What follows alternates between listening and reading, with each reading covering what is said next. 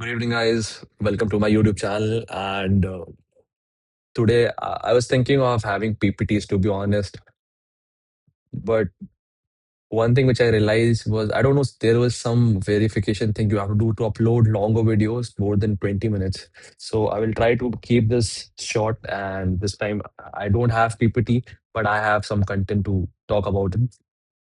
Uh, I don't know where this channel will go, to be honest. Matlab, I just started this channel because I feel like I love talking and I love getting to know people, to be honest. Like it's like I just love, but it's like for me, it's the energy sometimes. Sometimes I feel very energetic, sometimes I feel very low. I don't know what. I hope like you guys understand. It's like I have a very big spectrum. I don't have a normal mood. Either I'm very happy or I'm very sad. There's no middle ground. So whenever you talk to me, sometimes you will see me very excited, and other times I'm like this.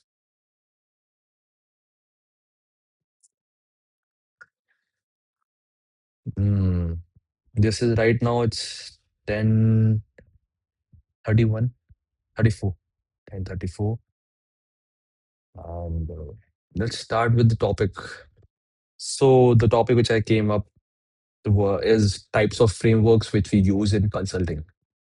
Right now, I will be talking about four what you call frameworks, and these frameworks are pretty much common and it will be used everywhere in consulting. As to be honest, this is all I'm learning with you. There is nothing which I you might be thinking I'm some type of expert. No, I'm not expert. I'm just learning with you. So today I learn about these type of frameworks. I know about the frameworks, but I learn detail. So I was like, okay, let's talk about it in our YouTube channel.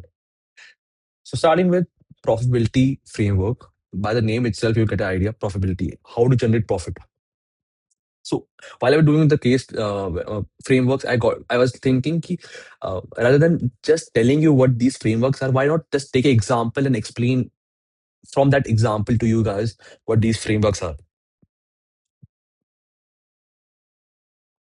So probability framework. Let's take the case study of Starbucks. What happened from 2007 to 2008? There was a decline in Starbucks growth. So they were not able to generate enough revenue to be in profit. Now, here you start using the profitability framework. Starbucks experienced decline profit despite increasing the store count. They were increasing the store count, but they are having difficulty in generating profit. Management suspected operation insufficiency and brand delusion. So, what was happening? The operations in the stores were not up to the mark. There was delusion of brand. So, the brand value was going down. Revenues from revenue side, what was happening? The value remained flat due to the above explanation. It was all about they were creating more stores, but the efficiency, the operations of the stores were not conducting properly. So this was the thing. From the cost side, we had when you understand cost, we have fixed and variable cost. Fixed cost was the amount of stores they were renting and what are the charges of the plot area they created, ingredients and everything. Variables the variable is the premium material they use to prepare coffee or any type of eating material. The root cause which was identified was excess store density. So what was happening? They were creating more stores and was not focusing on how efficiently those stores were working. For example, in an area they have created 10 stores, but the quality of those stores was not up to the mark they were expecting. They're just saying like whatever is less is easily maintainable. Once the things are starting to scale up, the quality goes down.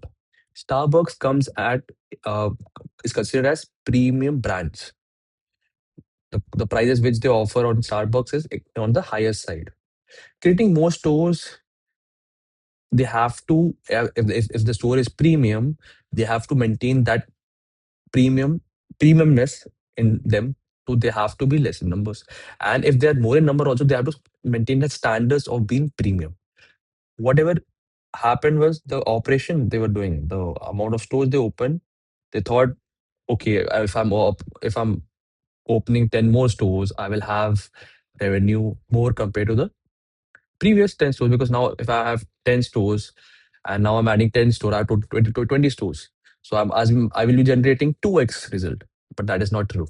What happened? The quality went down. This is known as self cannibalism.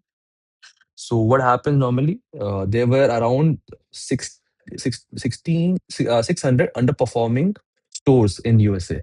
600 underperforming stores in USA. That's a very big number.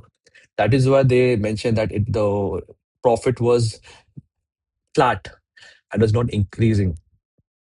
So what they did to increase it to they they around close all the underperforming stores and start again getting good branding and marketing for their company. And the next year, they saw the increased profit of 8%. The rebound was 8% within 18 months. That is around 1 year. So, what we offer is profit. What we do, understand profitability. A profit is very simple. Profit equals with revenue minus the cost, selling price minus the cost price. Other that, what is the cost price? Cost price has a lot of things. They have fixed variables. They have fixed cost and there's variable cost. Variable cost is anything which is dynamically changing. The coffee which they use, the milk they use. There are different type of milk. There is oat milk. You have uh, what do you call cow milk. You have fat full cream milk. You have skim milk. There are different type of milk you have. That's a variable. Other thing, the price of the cup, coffee cup remains the same. Then the store they are buying the stores or the store or the maintenance cost of the store remains the same. They don't change. So these are the fixed and the variable. Then moving on towards the anything which is related to revenue or anything which is related to finance, that comes into profitability. Anything, how, okay, why this store is performing low, why that store is performing better, even though there are less employers, how they're able to maintain it, what strategy they have to use to increase the profit. Anything related to profit also comes through the profitability framework.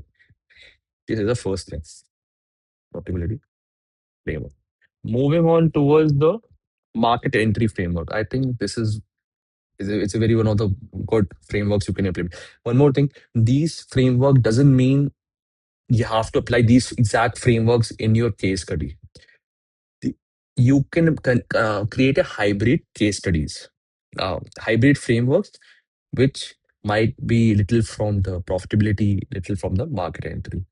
Don't just go with the generic framework. These are the frameworks which set a foundation, and after that, you can create your own hypothesis, your own issue trees, then your drill down synthesis. The things work out. Market entry. The case of IKEA. IKEA wanted to launch in India, but faced a lot of cultural logistic barriers. How they decided to come? First of all, what are the key points they mentioned? Like when you're preparing for the market attraction, capabilities, entry mode. They are using ACE, that is attractiveness, capacity, and entry mode. This is ACE is a type of framework which is used in market entry. This is a subtopic, and it's a very good method if you can implement that in some framework. Let me see how long is the video. It's 10 minutes. I have 5 minutes more. So as we know that middle class is growing in India, and the need to have more furniture eventually comes with point. As the population is increasing, people are able to afford good type of furniture. IKEA comes into play.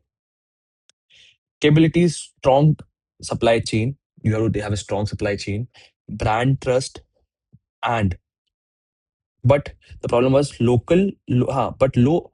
local sourcing. They were not able to source a lot of items for the local area. Entry mod India FDI law requires 30% of the. So it has a regulations of there were some rules that you have to have 30% of the material should be from India itself. You can't be getting all the material from outside. You have to be have 30%. That was the thing. Financial feasibility required long-term ROI, high capital. So opening IKEA in India as a new entry brand coming from different country altogether, it was difficult. So they had to create a high, they have to have high revenue and they have to get the ROI, return on investment, to be able to maintain or sustain in that particular, to sustain in this country, India. Outcome. Entry single brand detailed, establishing a source network. Even though the first IKEA was launched in Hyderabad, it was able to maintain profit and it was a great success. Opened first store in Hyderabad in 2018 with blended with showrooms and cafe mode. So IKEA is known for not just for the furniture, but they are also known for having food court, showrooms, and that makes IKEA unique from other furniture stores. We have, I think there are a lot of stores in India, but the way IKEA makes you feel about yourself when you're buying a store is completely different experience. They opened they opened three new stores in three new cities in 3 years. Despite low scaling, they were able to maintain profit. I think it's in Mumbai, Navi Mumbai, the IKEA store. One more IKEA store, I'm check it on. But IKEA store, the best thing they target was they targeted metropolitan cities. Secondly, they targeted where the living cost is high, so people can afford IKEA products as well. Even though IKEA products is very cheap compared to if you want to construct from a particular place. Um, it's a good place. India is a growing country. We are having a lot of middle class people right now. The population is increasing. Good place to target as we have customers, a high number of customers. Good strategy. But they had to face a little bit of regulation. So they tried to cooperate with that. And they came with the idea of 30% outsourcing. So they did 30% from somewhere from India itself, and rest 70% is from outside. Revenue is good. And understanding this, so I think market entry is basically why they want to do marketing, like why do you want to launch the product in India that is attractive? Like, what makes it attractive? Second, capabilities. Are they capable of it? What are the things required? They need a high investment. They need a long-term plan to sustain.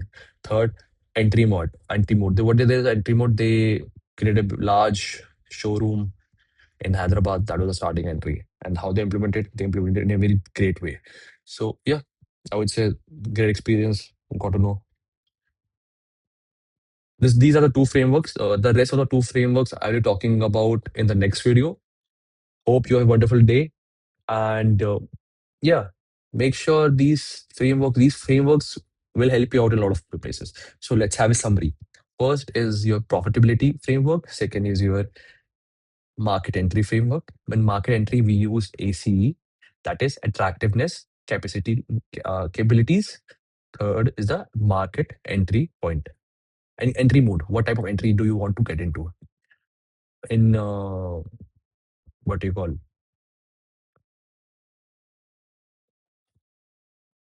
profitability is basically the fixed and the variable cost you have, and basically the profit is revenue minus the cost. Thank you.